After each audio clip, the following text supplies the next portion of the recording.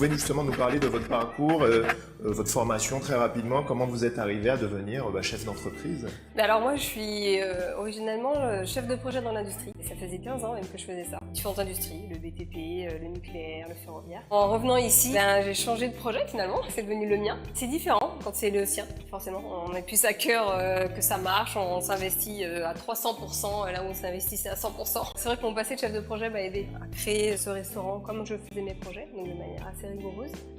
Et puis mon inventivité culinaire aidait plutôt sur la partie restauration.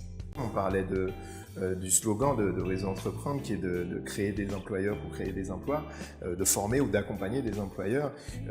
Est-ce que ça a été, j'imagine, une aide précieuse? Comment vous décririez justement l'apport de Réseau Entreprendre dans le parcours entrepreneurial? Il y a deux façons différentes dont ils aident. Forcément l'aide financière, c'est la première à laquelle on pense finalement, qui est une aide non négligeable. Avoir un prêt à taux zéro, c'est indispensable parce que obtenir des financements, c'est une des parties les plus difficiles quand on monte un projet en Martinique. Le deuxième pan, c'est l'accompagnement et le support en fait. On a plusieurs types d'accompagnement aussi. On a un mentor qui nous aide tous les mois à bien cadrer notre avancée, à s'assurer qu'on s'éparpille pas. Et en dehors de ça, on a aussi accès à tout le réseau d'expertise de Réseau Entreprendre. Donc tous les experts à qui on peut poser des questions, échanger de manière très positive en fait et conviviale.